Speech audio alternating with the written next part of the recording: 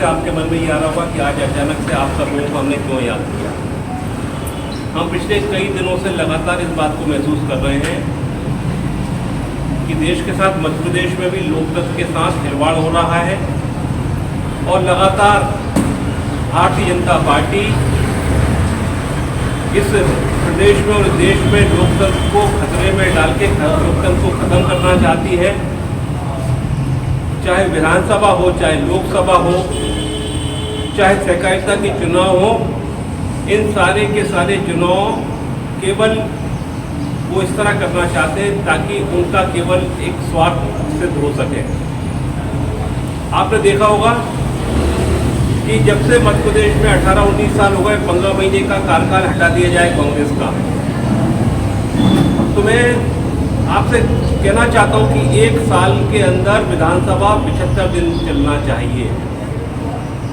हमारे वरिष्ठ नेता आदरणीय रमेश सक्सेना जी यहाँ पर बैठे हैं, ये जानते हैं कि एक साल में 75 दिन हाउस चलना चाहिए ताकि विधायक क्षेत्र की समस्याओं को उठा सके और उस विधानसभा के मंच के माध्यम से जनता की आवाज़ सरकार के कानों में जाए और सरकार उनके सबका निराकरण करे। हाल ही में मध्य प्रदेश में भारतीय जनता पार्टी पिछले दरवाजे से चुनाव करा रही है।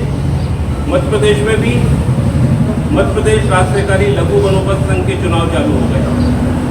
अलग अलग तारीखों में किसी को पता नहीं, एक भी राजनीतिक दल को सूचना नहीं दी गई। जो समितियां हैं, समितियों को सूचना नहीं दी गई। जो समिति के सदस्य हैं, उन सदस्यों को सूचना नहीं दी गई। और मध्य प्रदेश के आधे से ज़्यादा जिले में चुनाव संपन्न हो गए, उसमें अपना सीहोर भी है। अचानक से चोरी से चुनाव की तारीख घोषित हुई, किसी को नहीं खबर, आपके पेपर में भी नहीं है, आपकी जानकारी में भी नहीं है। और 24 तारीख को फॉर्म भरे गए और 25 तारीख को हमारे जो कांग्रेस के समर्थित हमारे जो प्रतिनिधि जिनकी जानकारी में आ गए थे, उन्होंने फॉर्म भरे थे, उनके फॉर्म बगैर किसी आधार के काट दिए गए। ये लोकतंत्र के साथ खिलवाड़ हो रहा है और उसके लिए हम आपके माध्यम से इस बात को यहाँ पर उठाना चाहते हैं। और इस पूरे चुनाव में आरक्षण की व्यवस्था की धज्जियाँ उड़ाई गई हैं। सीहोर जिले में 10 डायरेक्टर चुने गए हैं। ये एमपी की नब्ज, एमपी का हाल, मध्य प्रदेश की हर खबर एमपी न्यूज टीवी के साथ। लगातार खबरों के लिए सब्सक्राइब करें हमारा YouTube channel MP news TV. Latest updates के लिए बेल आइकन दबाना जरा भी न भूलें।